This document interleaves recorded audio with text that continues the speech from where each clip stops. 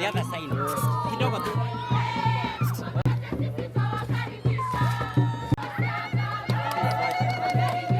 Fungua ndio tuone.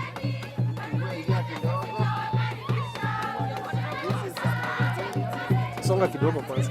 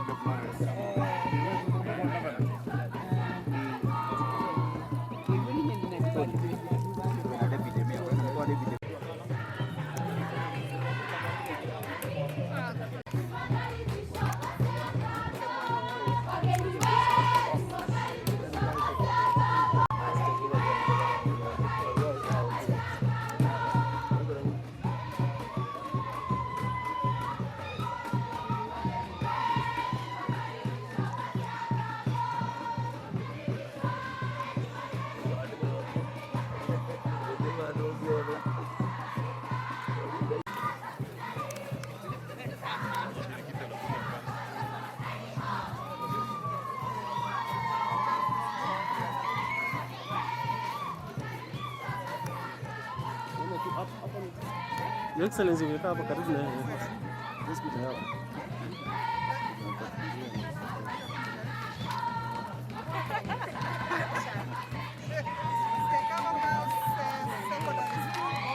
You made me who I am.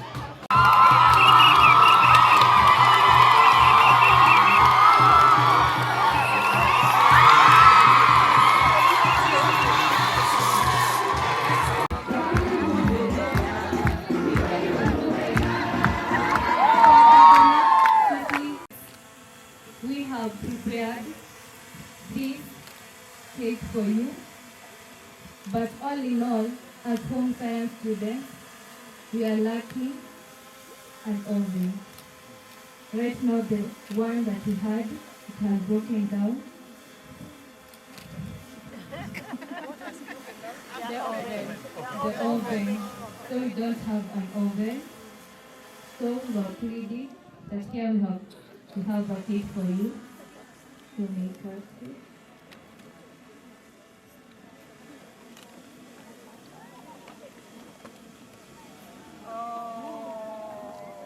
Coffee.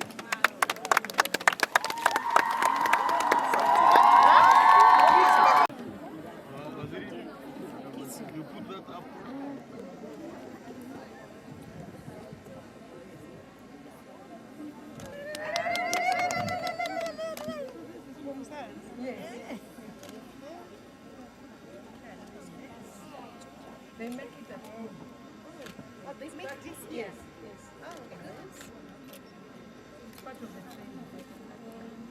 Home economics, eh? They have home food and nutrition and also textiles. Okay, so who is helping you to cut the cake? The three of us. So you come here, then in the middle.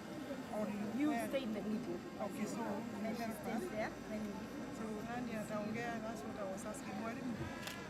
Karibu.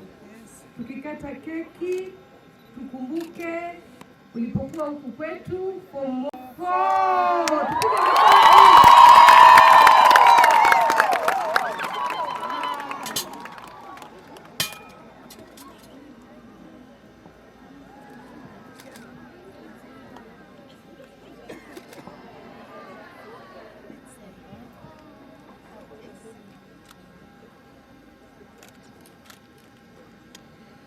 Okay, please give Waziri a piece of cake as a former student.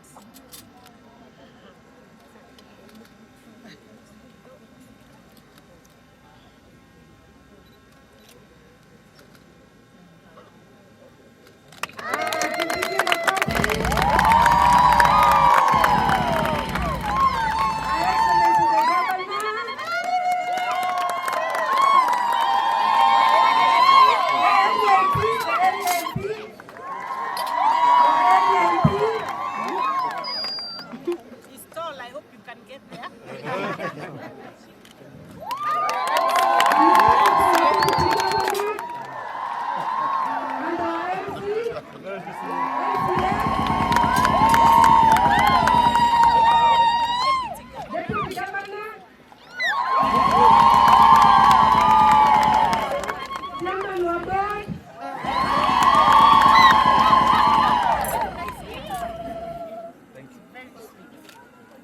Wapi huyo mrembo sasa?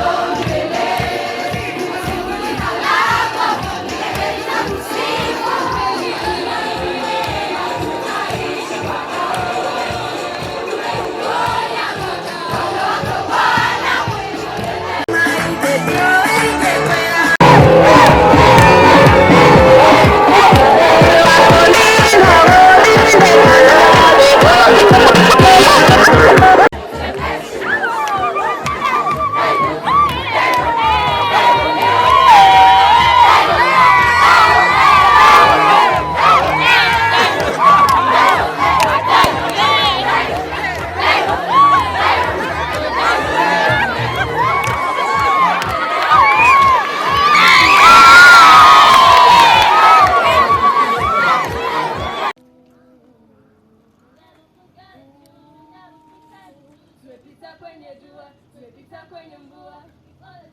Na na na na na.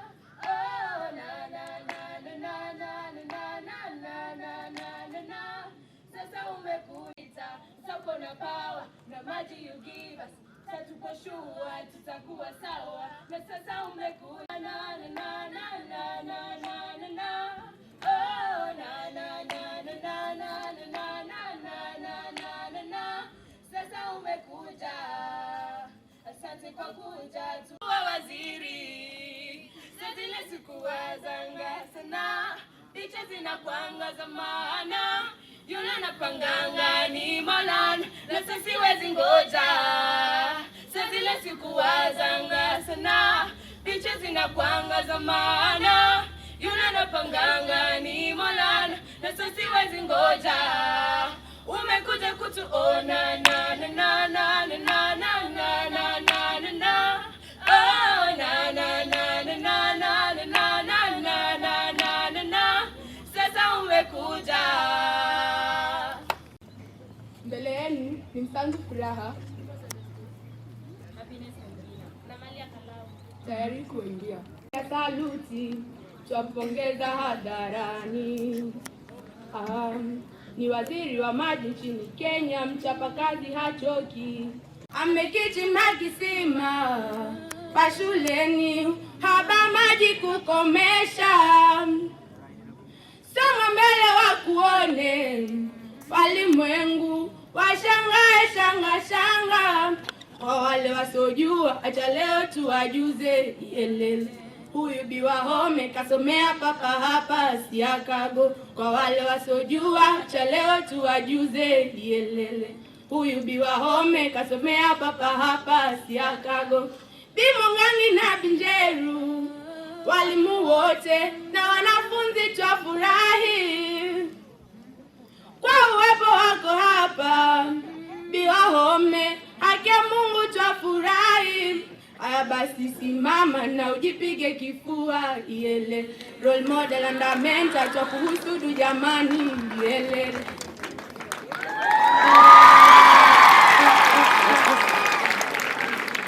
Sisi ni Waswahili wa Mombao, na tuna haya ya kuamba.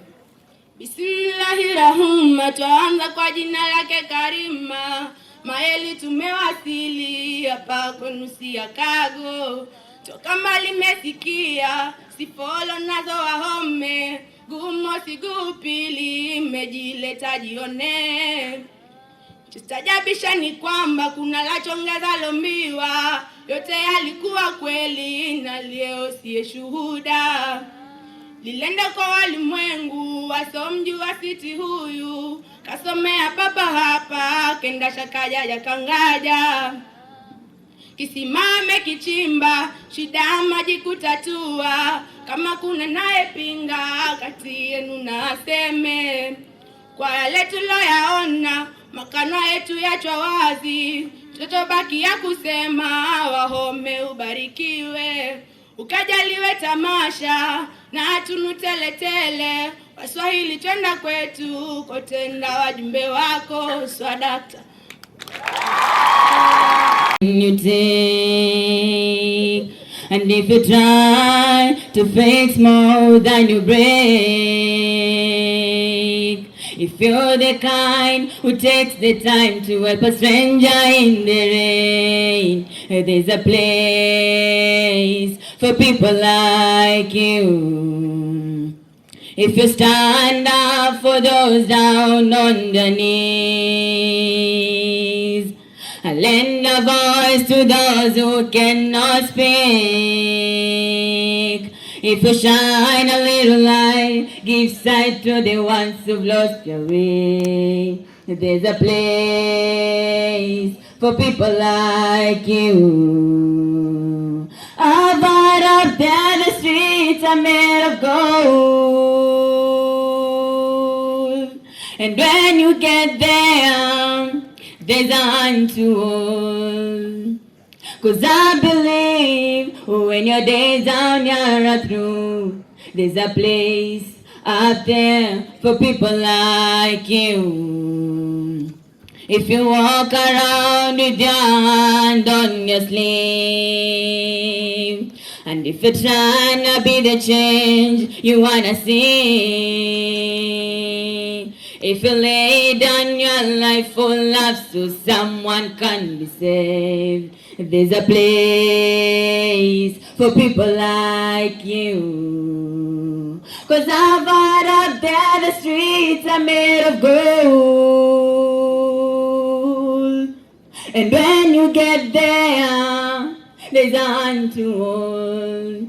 I believe when your days on you're through, yeah, there's a place out there for people like you. Thank you. Your Excellency Honorable Alice Wahome, our Governor Embu County, Honorable Cecily Mbarira, as other invited guests and my fellow students, good afternoon. So in front of you is 2 West and 4 South present.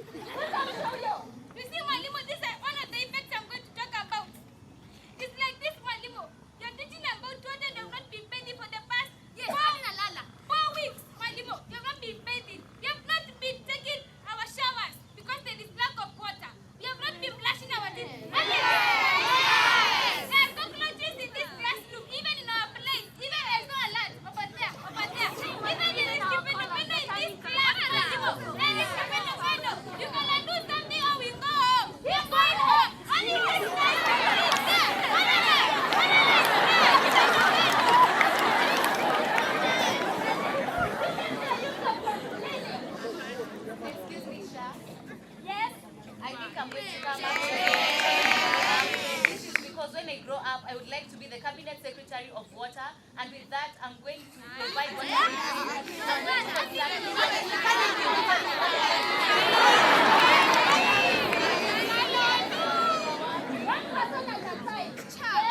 How can she be the CS and we'll be having water? Whereas now we still have CS, but we don't have water. How is it going to happen? Shall you talk about what we eat in the fields because all of us cannot fit in the school room? In the business! Yes, you talk about us being in a national school, and yet the home science students are suffering because of lack of machines. Yes! You see, even agriculture students, you cannot carry out our project effectively because we lack land to do so. Child, tumefinyana kama ameende kwa dorms. Unataka yes? Yes! Imagine a national school like this teaching music uses a Japanese piano, while in other national schools they use original big pianos. Imagine what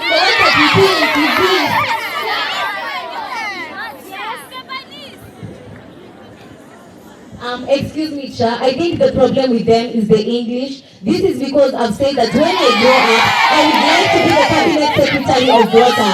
And I'm also different. This is because right now I know we have cabinet secretaries of water. And with that, I know that even if they're not providing our needs, they're not here constructing dormitories for us or even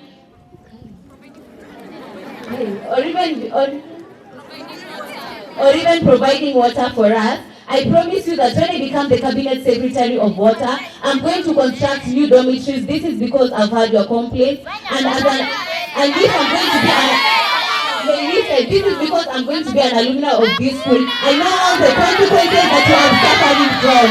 This is because I also sleep in the same dormitories as you people. I sleep in the same dormitories as you people. I also eat the same food that you eat, and I'm going to be different from the other cabinet secretaries that you've had.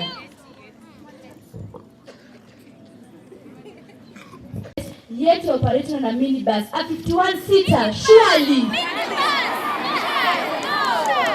How?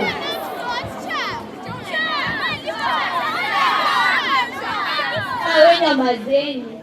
Kini lise wenye mnenda funky. Kalete, afro, wango, boy, na tekite.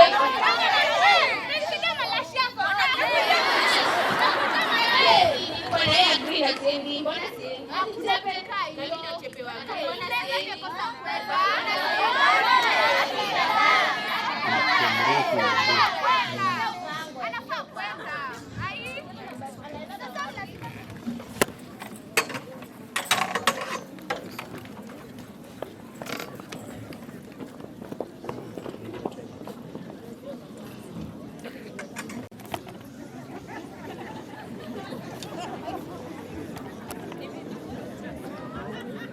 Good evening, my PA. Good morning, madam. So I want you to inform the principal of St Bhakita Siakago Girls that I'll be paying them a visit on 19th July 2023 to start a project concerning water, and this is going to be beneficial to them, to the school, and also the community as well. Please pass my information to her. Right away, madam.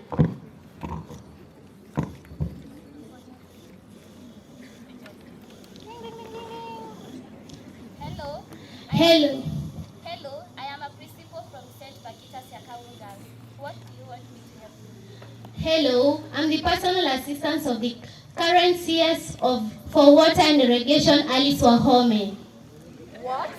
Did you say that you are the current cabinet secretary of Water, Alice Wahome? No, I'm the PA. She has sent me to tell you that she'll be coming to pay a visit on your school on 19th July 2023. I knew that girl had a dream. I used to tell her to work hard. My daughter, I believed in my daughter from since she was young. Do you know what? When she was young, she used to tell me she wants to become the cabinet secretary of water. And do you know what did I tell her? I told her dreams are varied. Wow. But let me tell you more about it. in our school. We had most challenges during her time. In our time, there was shortage of water. Actually, they used even to go and fetch water in a seasonal river. But do you know what? That did not stop her from reading. Actually, she worked hard until she attained a good grade, which enabled her to become the current Cabinet Secretary of Water. Oh wow, she had informed me earlier that she's an alumni of your school, and she's very proud to come back to start a water project that will benefit both the society and your school. Actually, send her my grateful gratitude and pressure, telling her that I am very pleased with her, and that we are going to welcome our Honorable Cabinet Secretary of Water. Have a nice day. Okay, I'll make sure I pass your gratitude to her. Have a nice day too. Thank you. We're going to talk more later.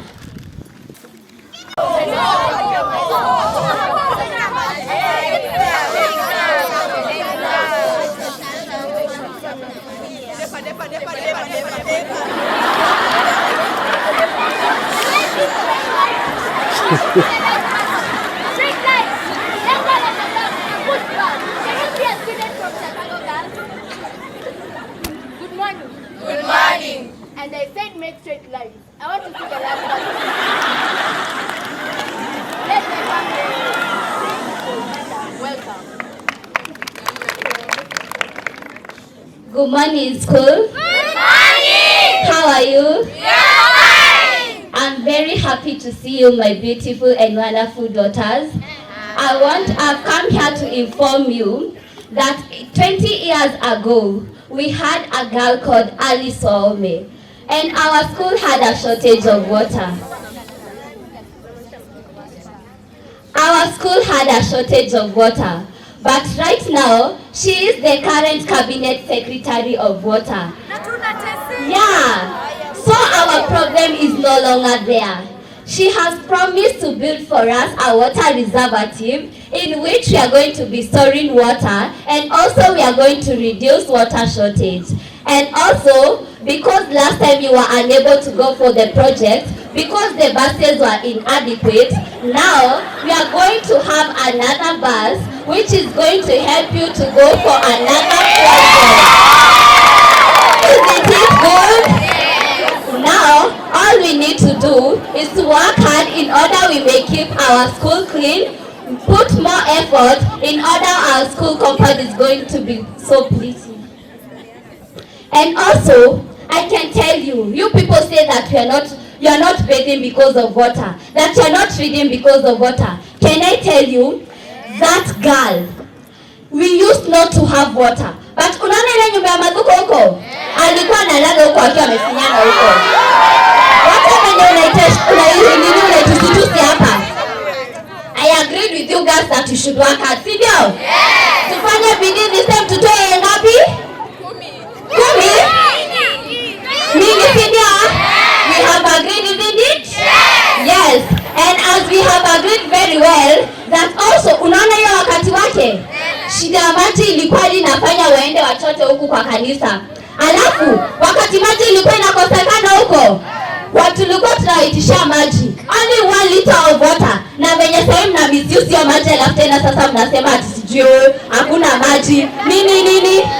So as I go to my office, I hope that you are going to do your general cleaning and make sure that the school is clean. Have a nice day and a nice time.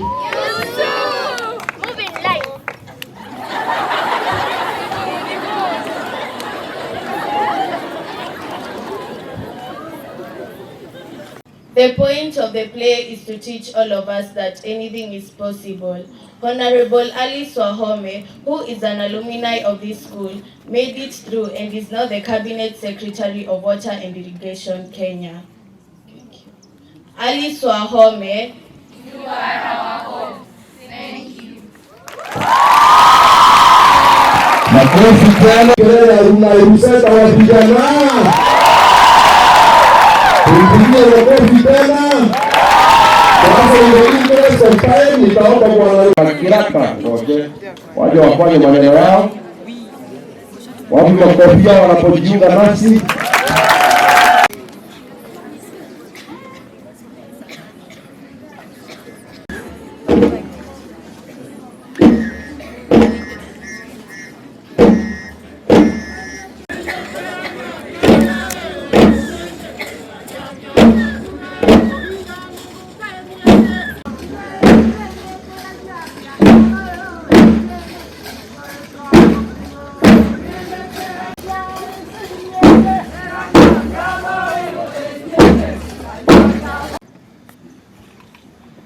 Haraka sana.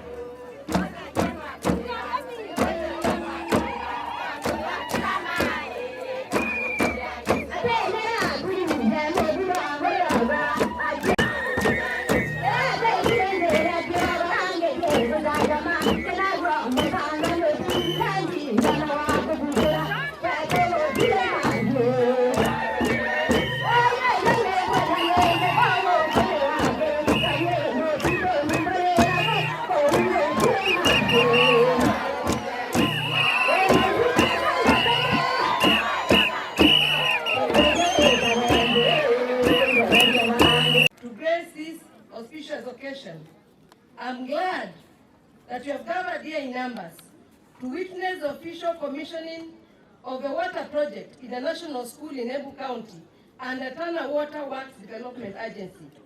The funding of this project is in line with the government development policy of access to clean water at the grassroots level and promotion of access to basic education.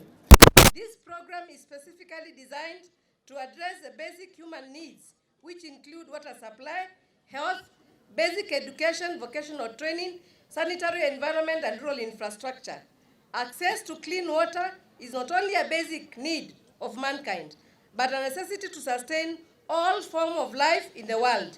It is often quite easily forgotten how completely we depend on it.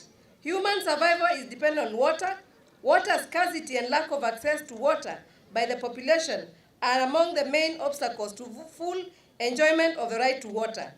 Our daily lives revolve around the necessity of water. From the moment we wake up to the end of the course of the day, we do many things in which water plays a crucial role, such as drinking, washing, bathing, cleaning. In fact, comfort and hygienic life come with water, such as having access to flush, toilets, sinks, and indoor bathrooms, which we are privileged to have. Siakago Girls fraternity will be able to enjoy a better life with such amenities with this new water support system.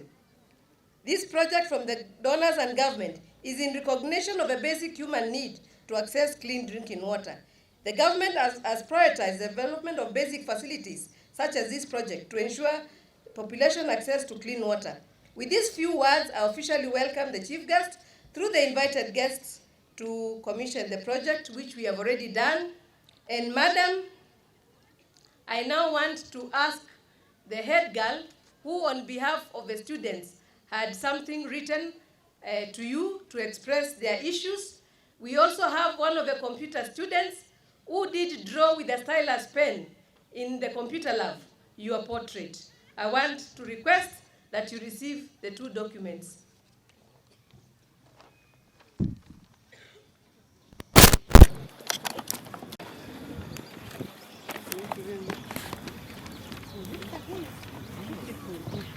From the computer lab. Wow. Oh, wow.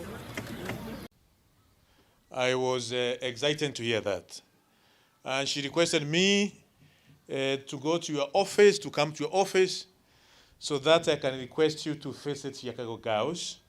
And she also told me there is a serious problem of water in Siakago Girls, and the amount of money they pay to Wasco because of water bills every month is huge amount of money. And also the amount of money this school pays because of power is another very huge cost. She told me it's about 150,000 every month, which goes to Kenya Power, and almost the same amount of money which goes to water bills. That's why, Waziri, I came to your office, and we had a very fruitful meeting with you. And you told me that you said one day when you'll come, and it is today. And I want to thank you for keeping your word from the time we discussed this in your office. And more so, you went ahead and said you are going to ensure the water problem, the amount of bills, the amount of money paying to water bill is going to come down considerably. We want also to ensure we are going to get a solution as far as power bills is concerned. We are very well blessed in this area with a lot of, as you can see, jua ni mingi. So we can have a renewable project which can alternate between the Kenya Power and renewable energy project. We can have solars. I'm happy that you have also facilitated Tana Water to ensure the use of firewood, kutumia kuni. In a short while, it will be a thing of the past because you have to take care of our environment. As you can see, hapa hakuna miti mingi ya kuwa tunakata kila wakati ili tuweze kuwa tunapika na kuni. So it's a very integrated approach which your ministry, through you, you are giving a solution to your former school in a very comprehensive manner. I want to thank you on behalf of the people of Better North for that, or for this initiative, and for taking your time and for accepting the invitation of the principal, and for accepting, for giving me time in office to discuss this. Jameni, naomba tupigie waziri makofi. Waziri, thank you. This problem we have in Siakago Girls is the same problem we have in Siakago Boys. Siakago Boys is another premium school of our society in this constituency. I know they are facing the same problem. They want a borehole. They sent to me also. They sent me to you to request a borehole for Siakago Boys. They did a borehole which was dry. Through your ministry, we can be able to do proper hydrological survey so that we can be able to get water for Siakago Boys. And also give the same solution which we are giving to Siakago Girls in terms of the kitchen, as well as we be able to get integrate Kenya Power and renewable energy or solar power so that we cut down the cost of power bills in our two institutions, Siakago Boys and Siakago Girls. And I know Waziri is just a beginning. You are going to hear and you are going to agree also to have the same solution for Siakago Boys. So most likely we'll be coming maybe before the end of this year or early next year to Siakago Boys to have such a beautiful function when you'll be, where you'll be present. So I thank you, Waziri. We also have other schools within Better North, which also we will extend. And of course, through CDF, I will see what I can be able to do. We can come up with what we may call a matchmaking program. If you agree that Tana Water can put in some money, and then through CDF, I can also put some money so that I know, because the resources are very stretched and you have to do all these programs in the entire Republic of Kenya. And the government of William Samoei Ruto has been very generous in ensuring we have our CDF. Then we can have a kind of matchmaking program so that we have some of these solutions in majority of our schools in Better North. That I ask you to consider, Madam Waziri. To the students of Siakago Girls, several years ago, quite a number of years ago, I was a student also at Siakago Boys. That is where I went to Form 1 to Form 4. And I finished Siakago Boys in 1996. Majority of you were not born then. I think all of you are not born. and I went to the university. And after the first degree, I did also several other degrees. Mine is to encourage you that today you are a student, but tomorrow you will be leaders of this nation. You will be the engineers of water, engineers of doing the roads we have in the Republic of Kenya. The world is very small at the moment. You can be able to go to any part of the world and work there. You can work in US, you can work in Europe, you can work in South Africa, you can be anything you aim to be. So mine is to encourage you, don't see your teachers as a burden. They are here to help you. They are here to ensure you exploit your potential. And in the coming days, you'll be one of the great people in the Republic of Kenya and in the world. As the President of the United States, former President of the United States, Barack Obama, used to say that yes, we can. It is true. You, the student, you can be what you want to be. And I want all of you to say, yes, we can. Yes, we can. You can be whatever you want to be. Excellent. So thank you. Please do all what is necessary. Last year, mean score was 7.4. About 65% of the students went to university. We want this year to have not 65%, but we want about 80 to 90% of you to go to the university.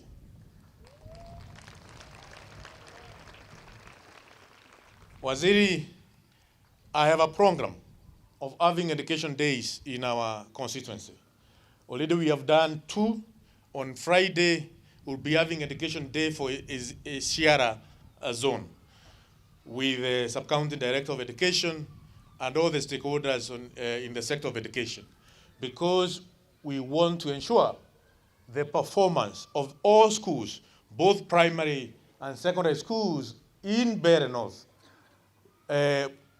post very good academic performance or very good grades. We want to see this year that is going to happen. And therefore, it is my humble request to the principal. We have only 3 months remaining to KCSE. I request you, Madam Principal, all the students who applied for bursaries from Siakago Girls, I gave them 8,000 each, those who come from Beira North. And I did that across the entire Beira North. So I request you, Madam Principal, so that we can have better results by the end of this year, please, for the remaining months, don't send away the Form 4s. You can send away the Form 1, Form 2, Form 3, but the other Form 4s, let the Form 4s be in class for these remaining 3 months so that we can be able to achieve better grades. And we'll be all proud to be associated in this school.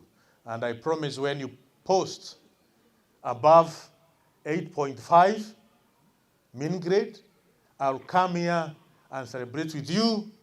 Na hata hiyo maneno ya bus, hata hiyo maneno ya dormitory, tutajua vile tutafanya ili mupate.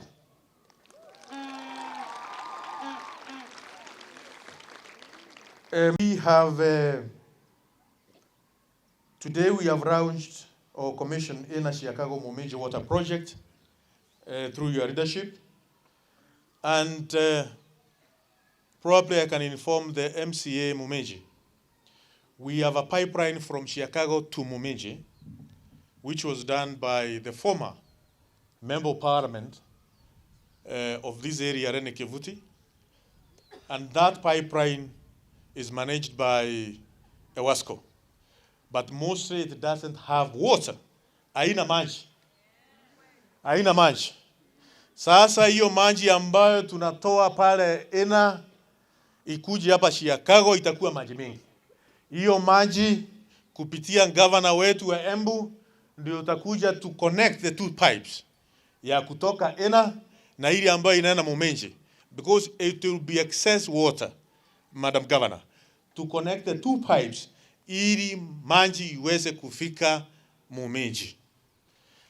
I was trustee of water sector trust fund, Madam CS, in the previous government, na tulijenga tangi kubwa pale mahali naitwa Gekuyari.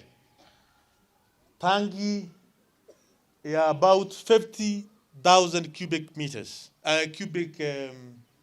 we call them liters. Lakini hata hiyo tangi kijaa ni ngumu maji kufika Momenje. Kwa hivyo tunataka tuone hii maji kupitia engineer, please.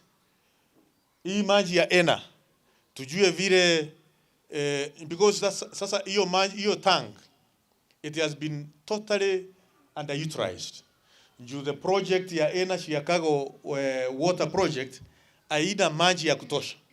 Sasa tukiweka maji ya kutosha, tuweke kwa ile tank ambayo haitumiki kwa sasa, ambayo iko pale Gekuyari, na tulitumia pesa ya serikali mingi. Tujase maji hapo, tu connect kwa hiyo pipe inaenda Momenje, na watu wa Momenje watapata maji. Vile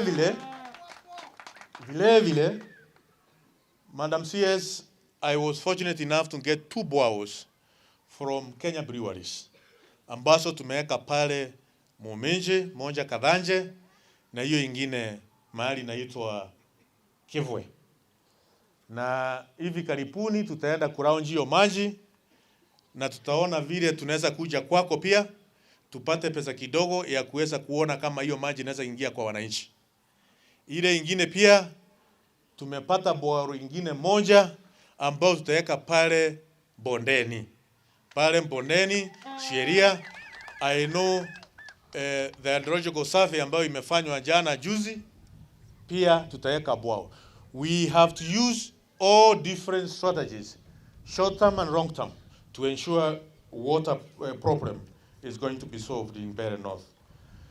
Madam CS, we have irrigation projects.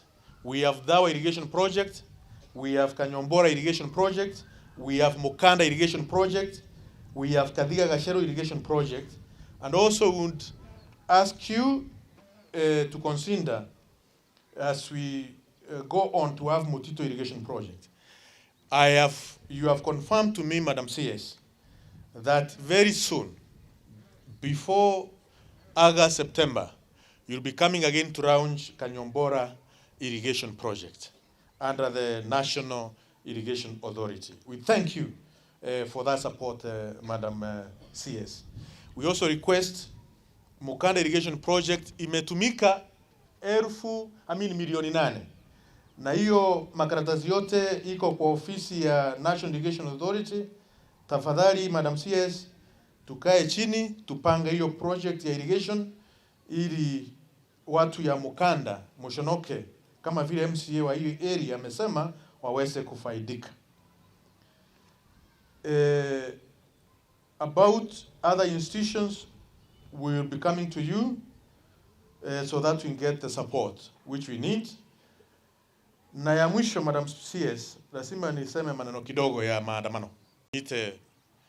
Ongea tena. Madam CS, we have a very hardworking president of the Republic of Kenya who has a very hardworking cabinet. You've been one of them. And we cannot sit and watch a few people who have this behavior of sabotaging the economy of the Republic of Kenya from 1982 to date.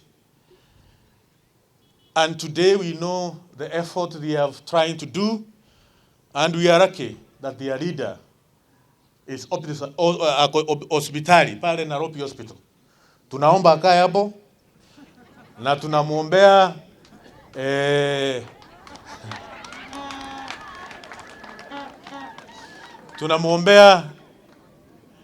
apate nafuu. Tunamuombea apate nafuu ili arudi nyumbani aone Kenya ikiongozwa vizuri na Mheshimiwa Rais William Ruto. Pale mbungeni nimekuwa na bill because Madam CS, Article 38 and 39, they give express right to the Kenyans, right without any condition. But Article 39 of our, 37 of our Constitution has two conditions. Condition number one, if you want to demonstrate, you have to do demonstration in a peaceful manner. Number two, if you want to do demonstrations, you have to do demonstration in an armed manner. We have seen the kind of anarchy, the kind of destruction of our infrastructure, of our properties, and loss of life through this demonstration. That's why I decided to come with a bill which is going to put into effect the two conditions in Article 37 of our Constitution to ensure we will always have peaceful demonstrations, picketing, and peaceful presentation of petition to public authorities. So mimi nasema tukirudi mbunge tarehe 25, hiyo ndio tutahakikisha ya kwamba wambunge wote watakuwa pale mbungeni ili tu debate hiyo bill na tuweze kupata sheria mpya ya kuhakikisha mali ya Wakenya, maisha ya Wakenya, watoto wetu wanaenda shule. Today's kids in Nairobi, they have not gone to school because of one person who is extremely power hungry. We cannot allow this kind of thing to continue. We are completely new dispensation as a nation. We are having a completely new paradigm shift on the management of affairs of the Republic of Kenya. Na naomba na natoa shukrani kwa rais kwa kusema ya kwamba tukiwa pale State House, hiyo mswada ikifika pale mbungeni iungwe mkono na wabunge wote wa Kenya Kwanza. And also we know we have people from Azimio, because the second of that bill in the parliament will be a ODM member of parliament, because we have people who have decided to get out of the behavior of Raila Odinga. Kwa hayo mengi kwa sasa nataka kumwalika Mheshimiwa His Excellency Deputy Governor.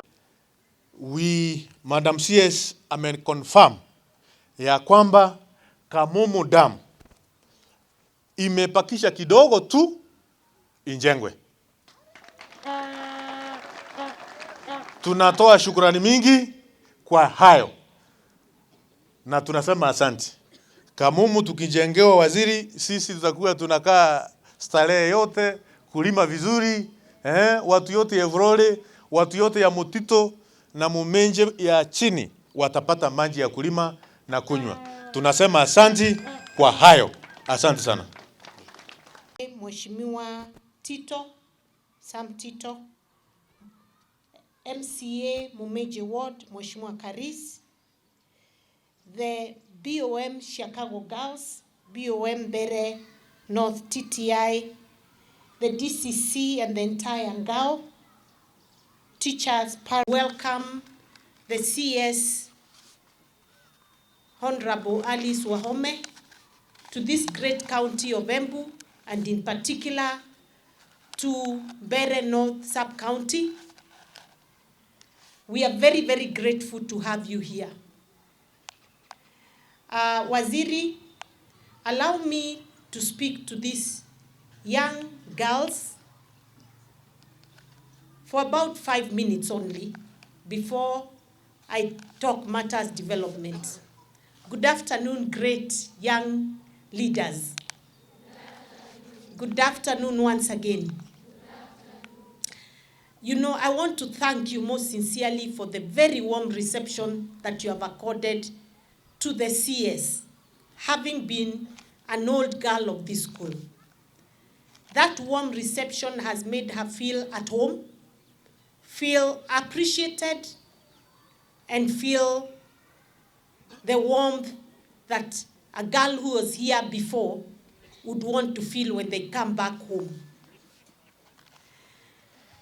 I want to give you a very brief history of the CS because she may not be able to give it to you. One, you all know she came here for her O-levels. Then she went to Ngandu for her A-levels. From there, she went to Nairobi University where she studied law and she became a lawyer. And for some time, she worked with the state law office, then was uncomfortable continuing to work for government and started her own practice, Alice Wahome law firm. And she was a lawyer who was also a strong advocate for the empowerment of women and the girl child for many, many, many years. She was a council member in FIDA, Kenya, the organization that fights for the rights of women in this country. And she later joined politics. And she became a member of parliament for Kandara constituency in Murang'a for 10 years. She actually came in 2013 when I was doing my third term as a member of parliament. And she was re-elected again in 2017, then re-elected again in 2013, meaning the Kandara people elected her 3 good times as a member of parliament. And I'll tell you, in this country, Kenya, to be elected in a constituency as a member of parliament is not a joke. Ask Mheshimiwa Ruko. He knows how they deal with us women when we try to jostle for political space with them. But she was elected 3 times. And the reason they elected her 3 times is because she worked hard for her people and delivered on her promises. In the last parliament, she led us, the female members of parliament that were supporting Dr. William Ruto when he was deputy president, supporting him to be the next president of Kenya. And we went around this country, and she was the chair of what we called Inua Mama movement in Kenya. And as a result, that's how she earned her space in the Kenya Kwanza government as a cabinet secretary. And I'll tell you that in 2007, the first time she attempted to become member of parliament, she didn't make it. She was rigged out by the man who won then. And I say rigged out because I was right there at the PNU headquarters when she was beaten by the goons of that man who then became MP, and she was hospitalized at Nairobi Hospital for a whole 1 week because of how they beat her up. But she never gave up. She came back again 2013 and won and became the area member of parliament. Today, she's sitting here as a cabinet secretary of a very important and large ministry that everyone would like to lead. And she's doing an amazing job. She's a very courageous woman who never gives up, no matter what. Why am I telling you her history? I'm telling you her history because she came from this school. And you people are in this school when it is looking a good school, with good dormitories. Now you have water, courtesy of her, and I want to thank her. And she was in this school, and she told me a story that they used to fetch water at a river called Gatonga. Gatongu River, with basins every day, and they would put water under the bed to shower the following day, and by morning the water is too cold. She also told me the dormitory she was in, which the principal says is still there, was a matope dormitory. So they had to water the floor every day to keep the dust and the jiggers away. So you should learn something from Honorable Alice Wahome, that it doesn't matter where you come from. It doesn't matter your background. The sky is the limit if you are a dreamer and if you believe in yourself. And so I hope that you don't just take her as an old girl who came to say thank you to her old school that made her who she is today, but you also learn a thing or two from her. That to grow up the ladder of your career as a woman, you've got to be bold, you've got to believe in yourself, you've got to be hardworking, you've got to be courageous. And so as I end talking to you, I want to give you the story of a donkey. That the owner one day came in the morning and found the donkey has fallen into a deep hole. And there was no way they could have even used ropes to pull the donkey up because it would have died out of strangulation. And so the owner, because he loved the donkey, decided the only way I'm going to get this donkey out of this hole is to pour soil into the hole so that hopefully the donkey will think what to do and come up as we continue with all the villagers to get the donkey out of that hole.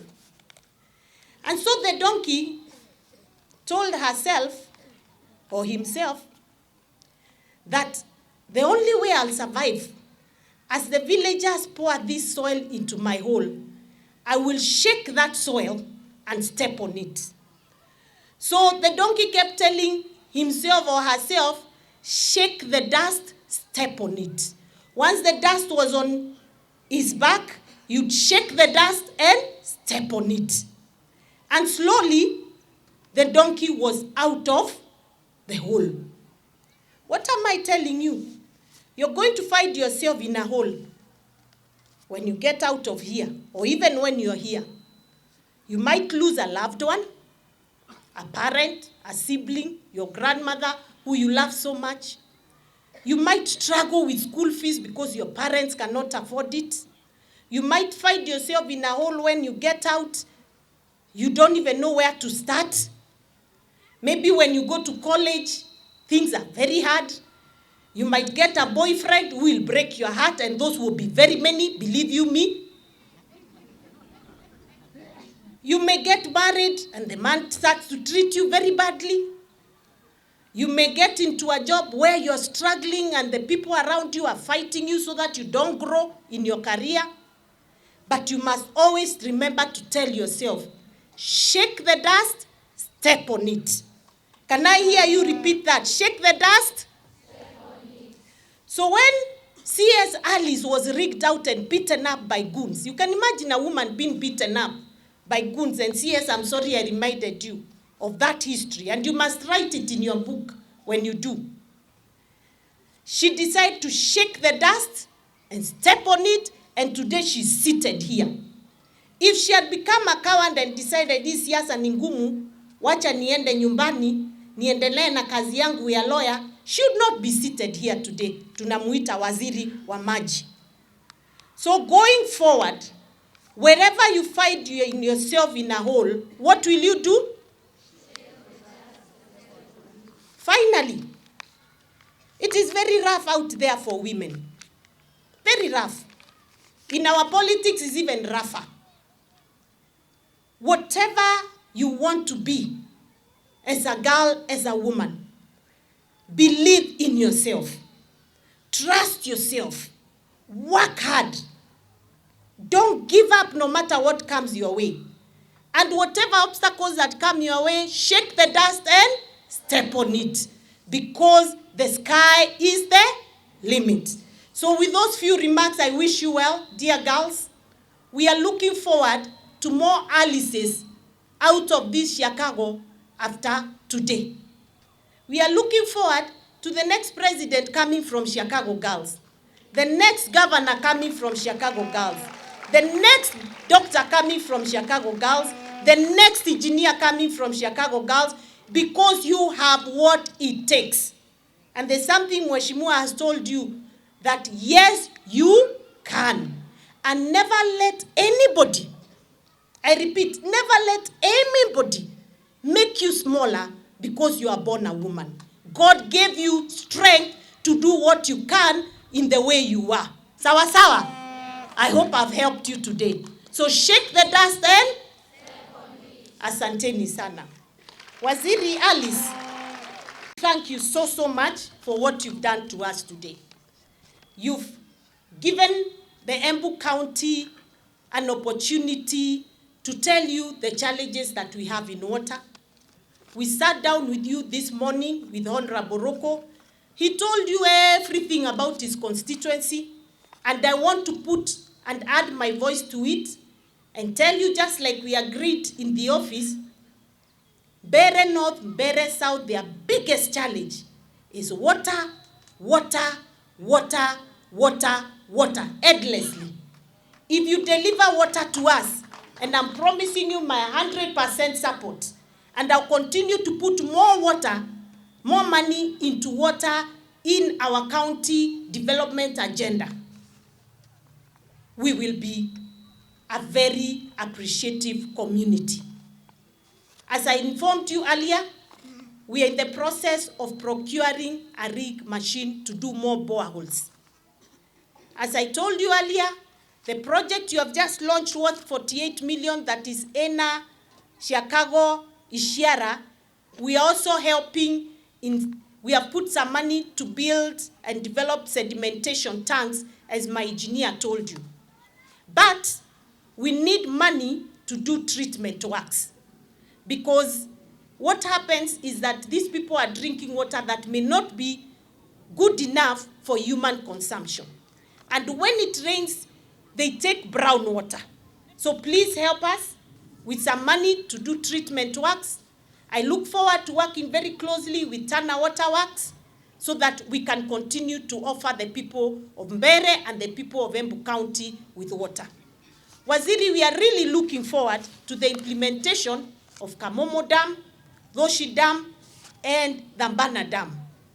With those 3 dams, as we informed you earlier, we'll be able to afford the people of Embu County, right from Runyenjes, Manyata, Mbere North, Mbere South, with enough water for drinking and for farming. And there's nothing we love more than farming. Natondembiseni wise ke Embu na ke Mbere. Tiendete kurima. Mwe tayari kurima mae maka mumuma oka. Oniayu waziri na njara. Asanti sana. So these people are extremely excited. But ukirudi Nairobi, uambie Mheshimiwa William Ruto hivi, that we excited na agenda, development agenda ambayo yako nayo ya Kenya mzima na ya Embu County. Umwambie tumefurahi sana kwamba ameshika project ya Kamomo na akahakikisha inaendelea. Mwambie tumeshukuru sana kwamba na support Goshi Dam and the Mbana Dam. And we are waiting for him arudi huku kama vile alituahidi wakati wa Madaraka Day, atutengenezee hizo dams zianze ndio watu wa Embu waweze kulima. The people of Embu County are hard working. Umesikia vile wamama wametuimbia hapa mambo ya price ya ndengu. Na nataka kuambia wakulima wote wa Mbere, tunaenda kujenga factory kule Mashanga, Mbere South. Ni industrial park, sio factory moja, ni industrial park ambayo ni park ya factories kadhaa. Na katika zile factories tutakuwa tunaweka factory ya kuhakikisha tumeosha ndengu, tumepolish, tumepack, tumeitafutia market mzuri, ndio pesa ambayo inaingia kwa mfuko wa mkulima iwe pesa mzuri. Right now, Nero wa ndengu irauma kilo siringi 50. Na nirenda gucoka kwi munene tondu munene wa bururi ni wariria auga ndengu itikanyururuke nthe ya siringi 100 thie ni mwire gutiguo kureka atia kurathie na tutumire Kenya National Trading Corporation ya Moses Kuria yoke tugurire ndengu cietu na bei mbega. Ni twetikaniria andu akwa, so tutafanya hiyo kazi bila mapendeleo, na nienda kumwira factory yo tukatuma ni kuandika ciana cietu na tuvote kwendia indo cietu wega. na turaroria ndengu, tukaroria oke, tukaroria magembe, tukaroria avocado, tukaroria makandamia, mbere ya indo iria ciingi cionthe nigetha tuone gwa kwendagia indo cietu cienthondeke wega na tugeka kindu gitagwa value addition nigetha igikinya market tuvote kuona bei mbega. So na mau mengi mbitikiriai ni welcome our own the CS for Water and Irrigation, the Honorable Alice Wahome. Karibu sana waziri. Mpigieni makofi mzuri na msimame ndio arudi tena kuleta zile vitu ambazo mmesema. Na tumeongea sana hapa na waziri. Nataka the young students to hear this. Amesema amesikia yote ambayo mmesema. She may not be able to deliver everything, or she may not be able to deliver everything at once. Lakini ameniambia ataongea na mwenzake Mheshimiwa the Minister for Education, Honorable Honorable Machogu, ndio hakikishe pia pesa ya infrastructure ikizunguka kwingine hata huku Siakago itakuja ndio iwanjenge what you find as a priority. So mwalimu, I advise that you quickly put together your designs, your BQs, pelekea waziri, ukimkosa ongea na Mheshimiwa Ruko, ongea na mimi, tutasukuma mpaka kwake kwa desk. Hiyo ingine ni kazi yake. Kanategua ndo akwa. Mungu awabariki, tumeshukuru sana. May God bless you. Siakago Girls, keep shining. Keep shining. You are the pride of Embu County. God bless you. Long day, very long day. Wazazi hamjambo.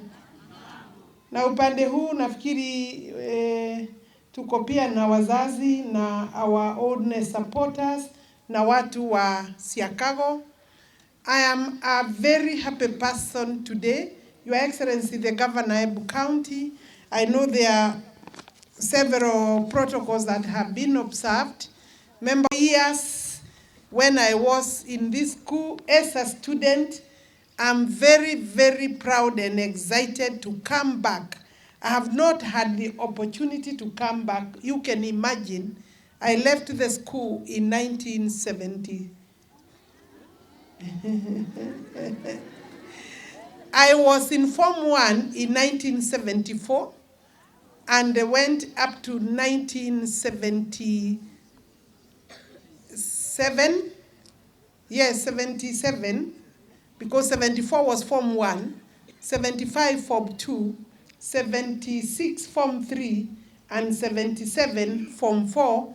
When I finished here, we had the core support we had was Catholic leadership with the father, with the Catholic sisters supporting Mrs. Joe, who was I think for me was my first very brown Mrs. Joe from Ronyenges, was my principal. I think now she's late.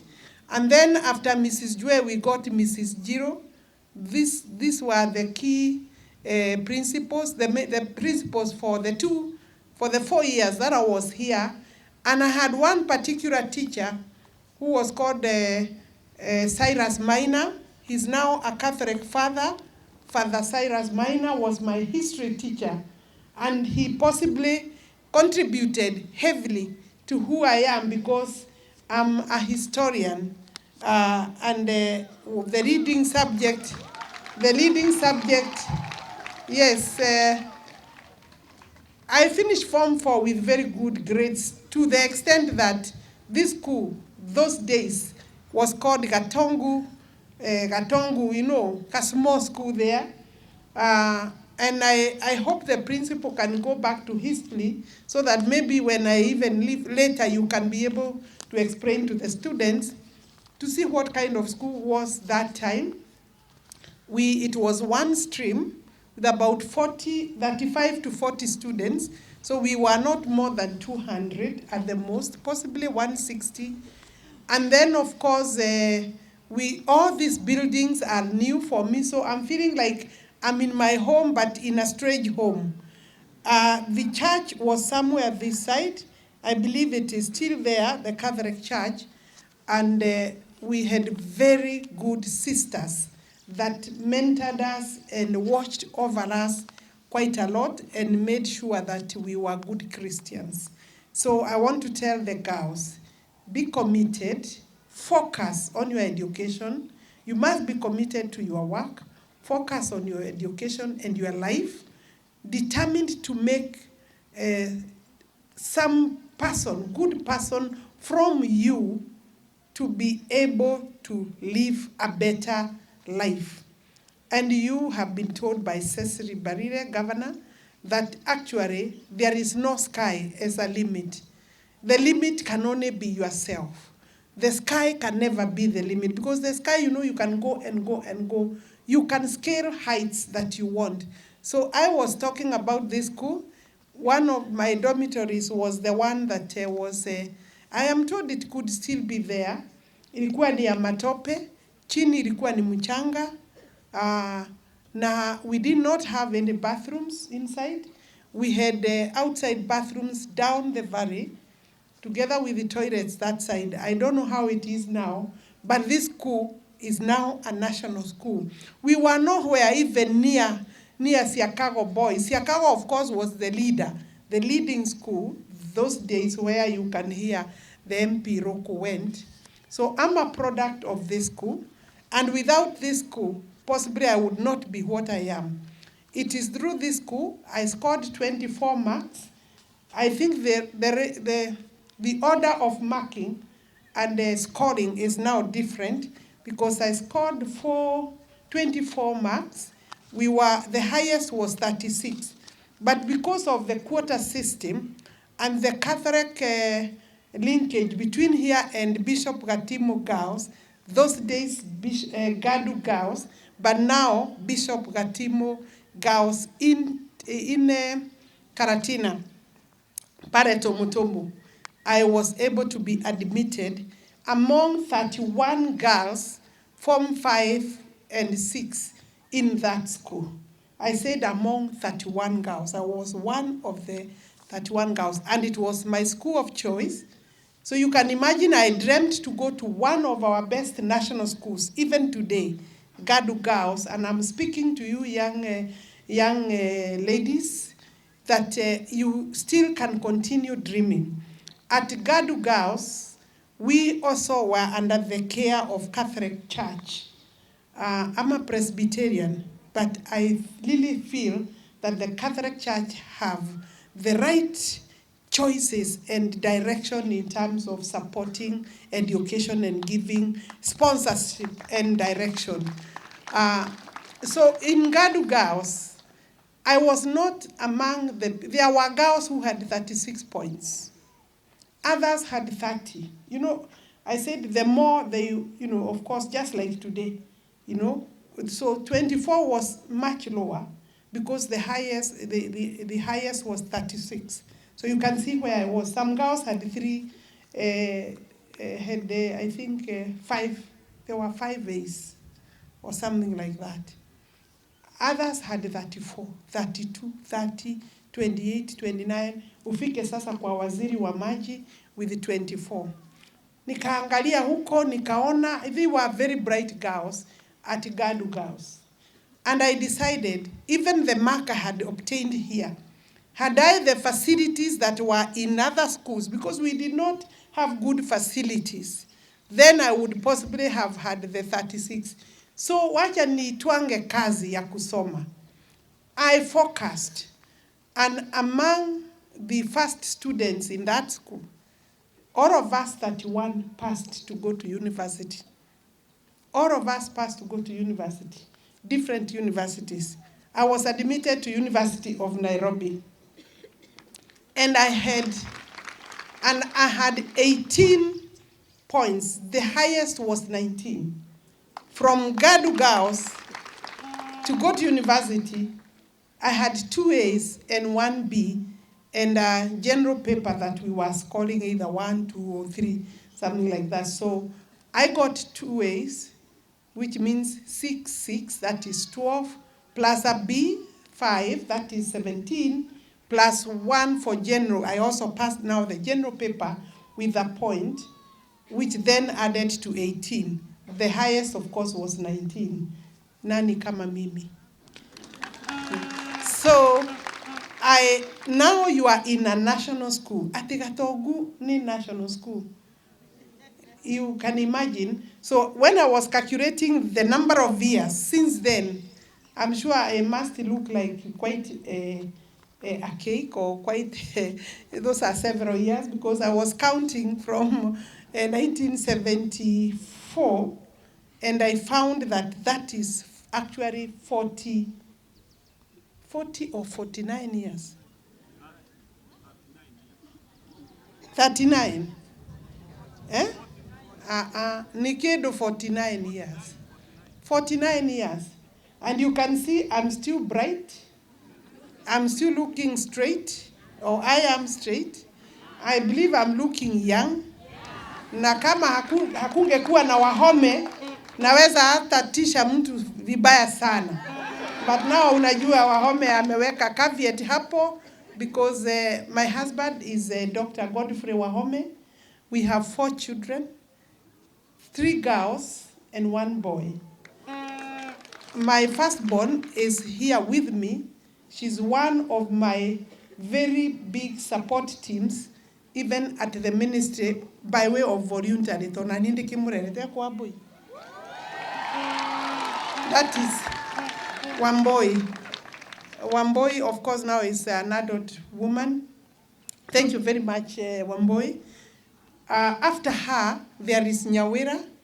Wamboi is a media, graphic, animation, communication trained graduate, or now professional.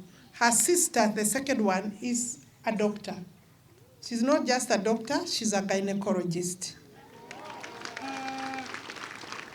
And then the third one is a lawyer, like the mother.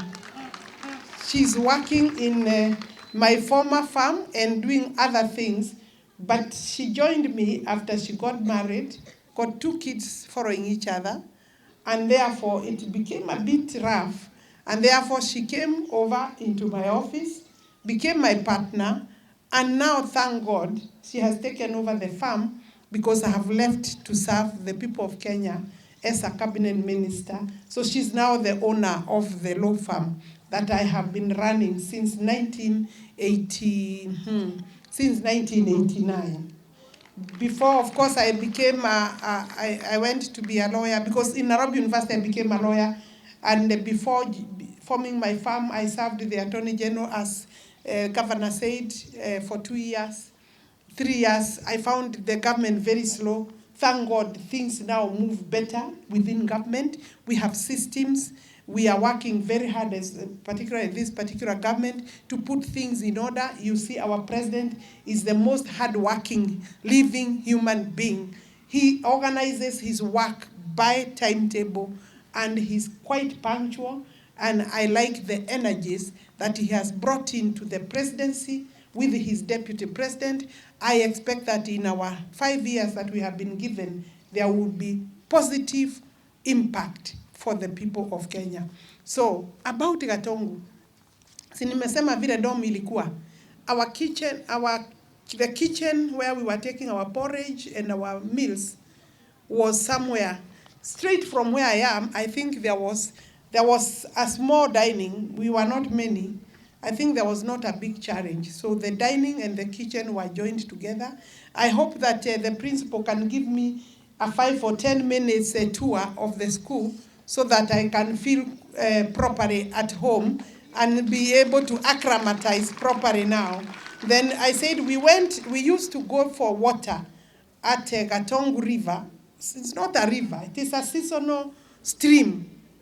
I don't know whether today it has water, but those days when it rains, it was flowing with sufficient amounts of water, but after some time it will almost dry. But you know, there is water that normally settles around, and that's the water that we used to use for washing. So the facilities were very scarce, but that did not stop some of us some girls, and I'm saying some because you can be with people and you are left behind. It did not stop some of us to read and work very hard. And like the teacher I mentioned, I'm still in communication with Father Cyrus Minor. He was a very good history teacher. And from his teaching, I was able to become very good in history, and it's one of the subjects I got a 2 at Form 4, and therefore was able to make me go ahead to the Form 5, and at Form 5 I scored an A. So that's why I'm saying, in terms of that, then you can see this background was very key and is very key for me.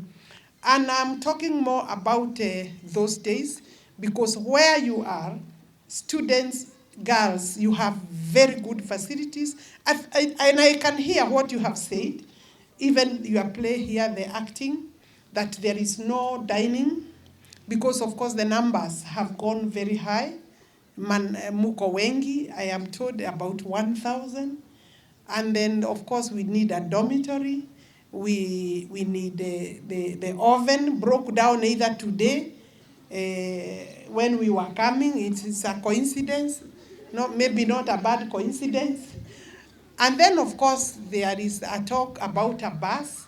Mimi na Mujuben, and I want to thank the governor and your member of parliament, because the member of parliament had started looking for me before.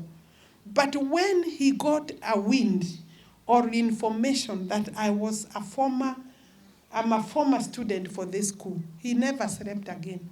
He knew that is an opportunity, because unless you are completely thoughtless and ungrateful, there is no way you can be called to your former school and you give a negative response. So I want to thank Honorable Boroko kwa sababu alinitafuta vile amesema na akakuja na tukakubaliana, and then we looked for governor.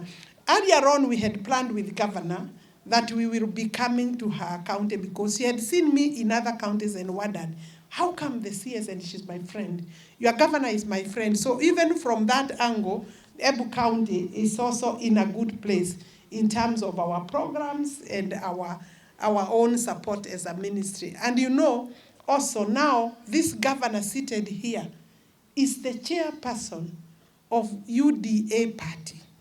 That is not a small person in any government. So she can be able to command a lot of authority. And I'm sure, Sisri Barire, you know you are a strong person, you speak straight, you are a courageous woman, and you don't fear, and therefore, and you are a no-nonsense person. Somebody can think because of your size, sauti ya huyu mama, governor, iko sawa sana. And when she speaks sense, and therefore, I think she will be able to command. And for the president to command a lot of authority, and also support from the national government and from His Excellency, the President, because it could not have happened without the President saying a yes. So yes, so you have two very important people here, ambaye we will work with them to deal with one or two of the projects that have been raised in this school. Because we are guests of this school, to launch one project, yes, and then after that, of course, we'll be able to see what we can do. And I'm happy to note that the amount of water it has produced is actually excess, above what we need in this school. So that is something else that Your Excellency Governor and Member of Parliament with the community of this school can be able to sit and agree of how to deliver away the excess into a storage tank for community use. And I will also follow up and see what they have planned about that. Joy, I hope people understand here, the brown beautiful principle, Mrs. Joy, yeah, thank you very much for that correction. She was a very strict, she was actually a very serious disciplinarian. Hakukuwa machezo before Mrs. Joy. neat, tidy, very clean, looking at the girls with the sharp eyes. And from then on, most of us also took the cue. So in terms of this school, the request from the girls, wameuliza tuwapatie support ya basi. Hapo Mheshimiwa Roko, tutasaidiana na wewe, tuone kama rais wetu anaweza kutusaidia kuleta basi kwa hii shule. Na nimesikia Mheshimiwa akisema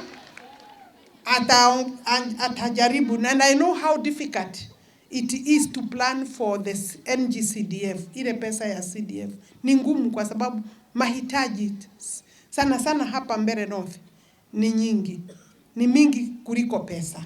Lakini Mheshimiwa, pengine ukiweka kidogo erago yorota godake etega gonegi, akiweka pengine kidogo hapo. Sasa with that one, we can make a request to the President of the Republic of Kenya, and therefore, I'm willing to commit my president on condition the MP gives us the first seed of his bursary, and I'm sure tutakubaliana ni ngapi. Hiyo ingine nisukumie rais wangu, na sioni akisema la, kwa sababu pia ako mstari ya kwanza maneno ya elimu. Na unajua tuko pia na gavana hapa, atamuwhisper aseme tulifika pahali Siakago Girls, wasichana wakakwama na sisi, wakasema lazima wapate bus, maybe 61 or the other size. Kuna hii shule inahitaji ile bus kubwa, si ndio? Hiyo kubwa, si ndio? Ati ni seaters ngapi? 70 to 80 there, 72. Mheshimiwa, si umesikia hiyo? Amechukua hiyo record. I would want to take up the project of the dormitory.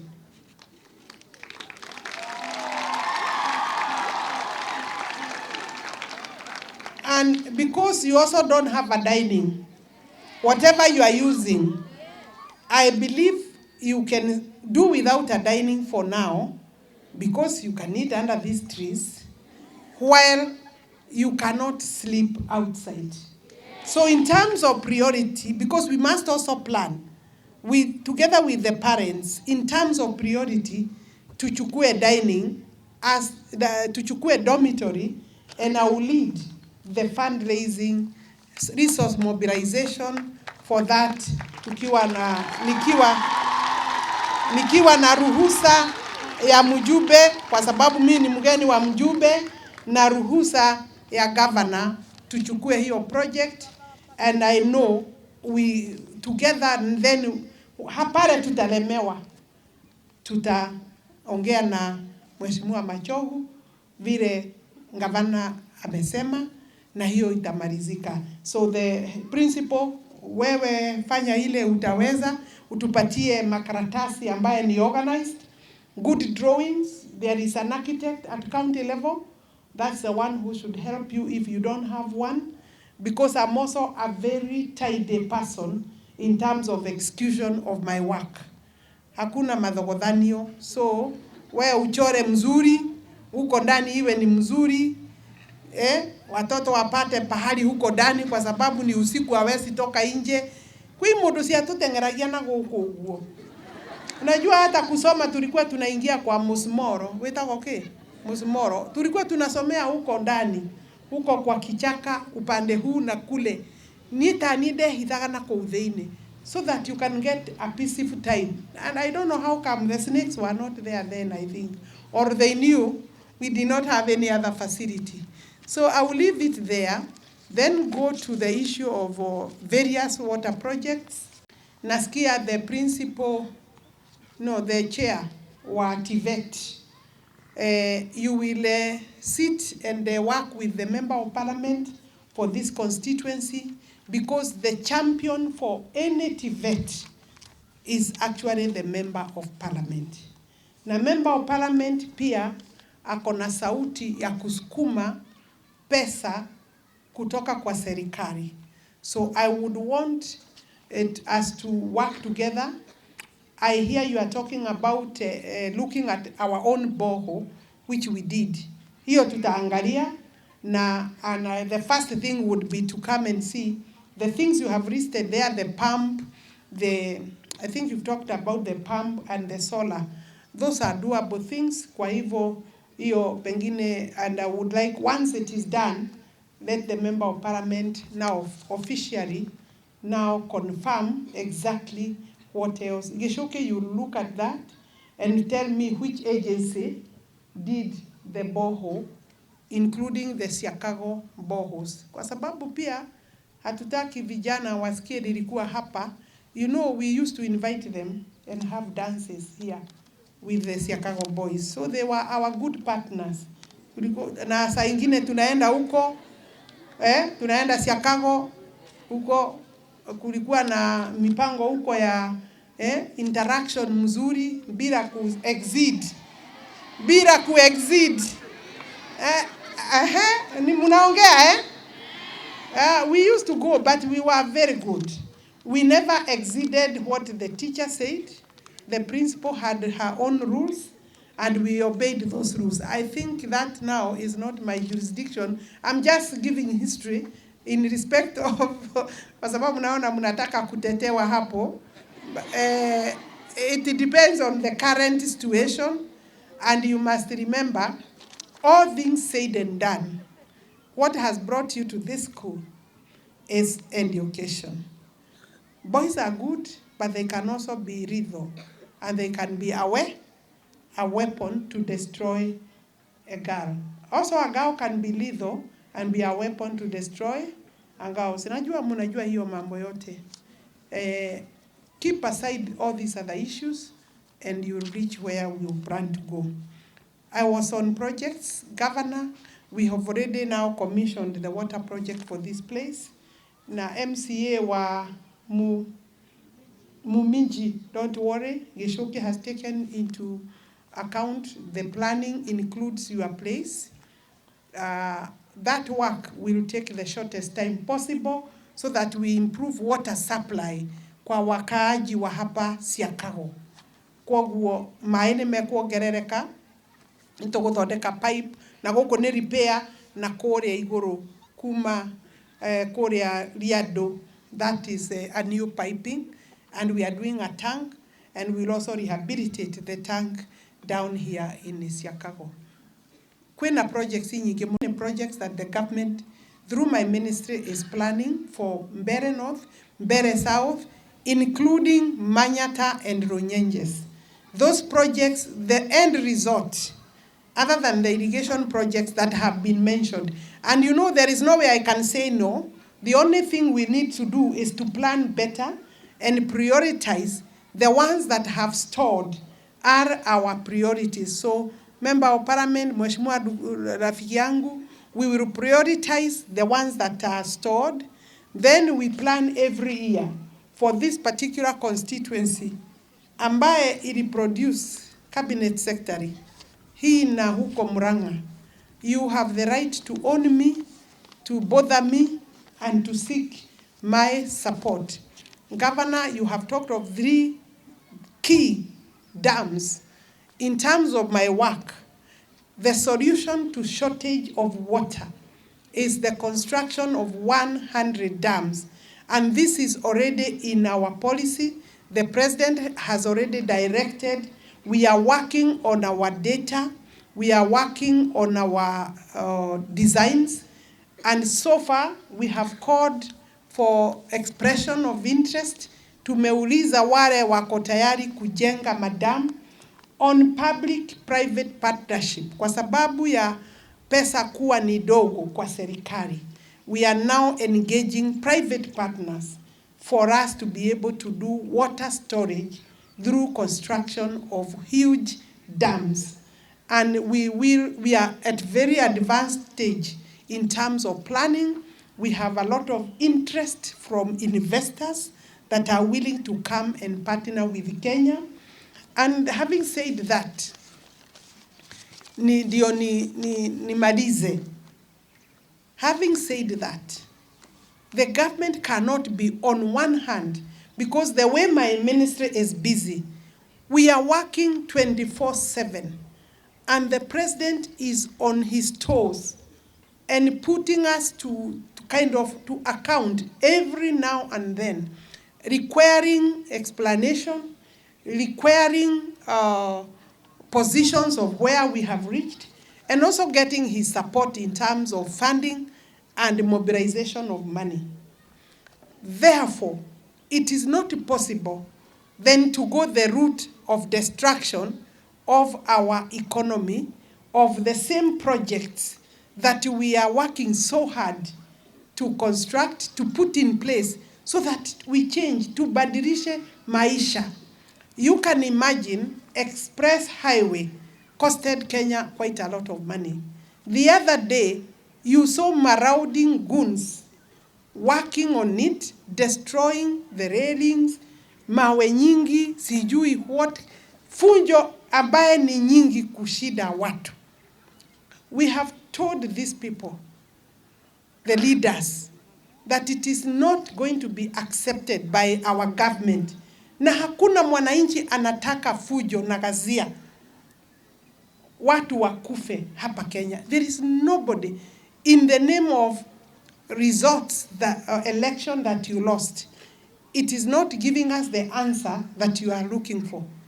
So, Mheshimiwa, the Honorable Raila Odinga, Martha Karua, Kalonzo Musyoka, Eugene Wamalwa, you have been in government before, at the positions of ministers, senior ministers. Some of the things that are ailing us, that you are now putting squarely to blame this government, are things that you caused. And therefore, we must choose to either build or destroy. Kenya is a constitutional democracy. I said Kenya is a constitutional democracy. We have order and the rule of law. If we agree that we are in a constitutional democracy, we have agreed elections are conducted in a particular manner, kuna sheria ya kutekeleza hiyo. When you are not satisfied, there is also the judiciary to determine your dispute. After that, we cannot entertain and continue to entertain grievances which are planned by way of maandamano. That cannot be our destiny as a country, and this must now be the end of maandamano. And we have told the president, we are his supporters, I'm his minister. I was in the trenches looking for this government myself. We supported the president. We won elections. We have told the president we are not willing as his partners in this government to go for handshake or dialogue, because one person cannot for all these years be the one creating problems every 5 years after losing the elections. And you know, if we concede to that request or demand or hooliganism, it means we legalize, we constitutionalize it.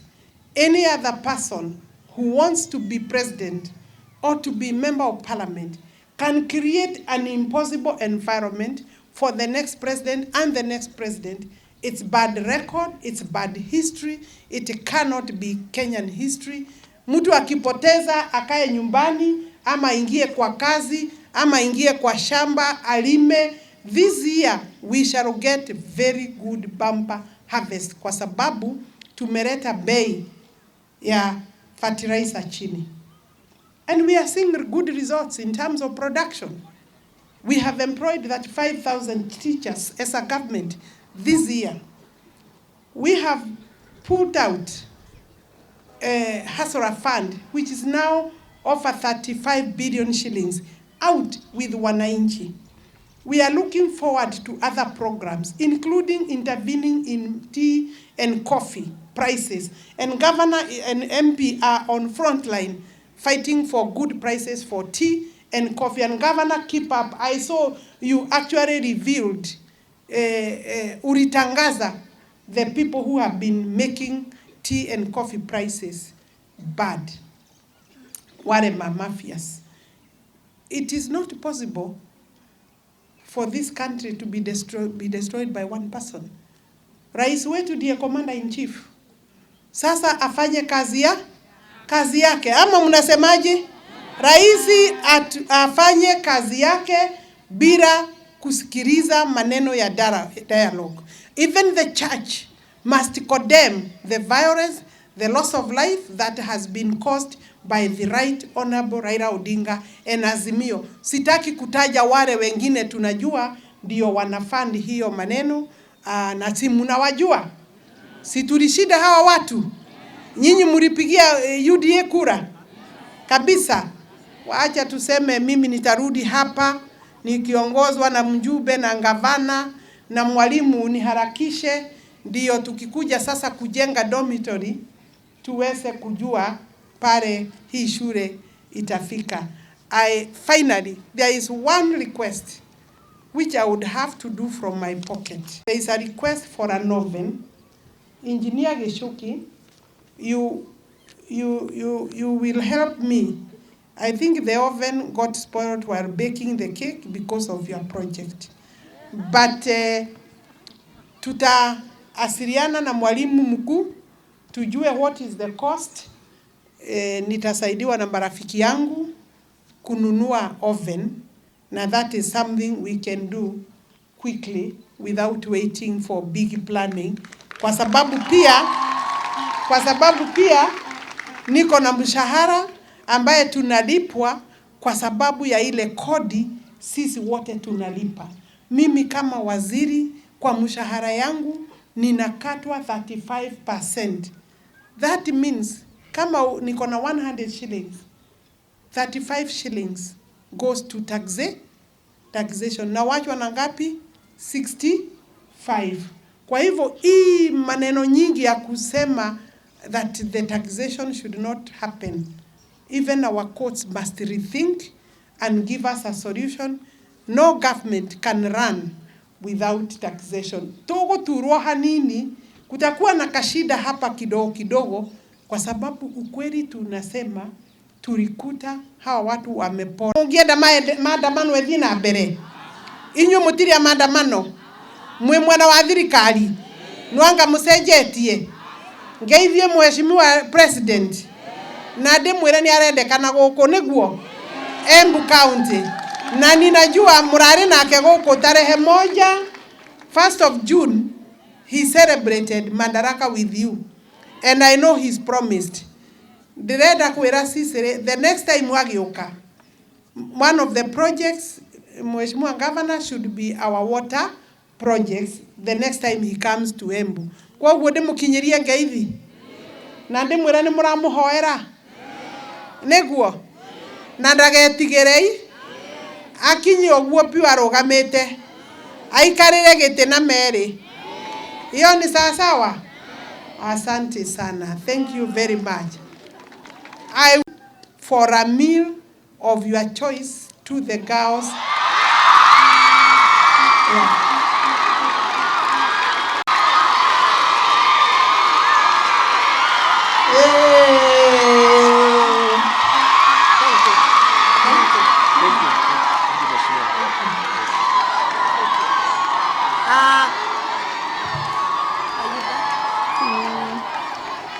About the biogas,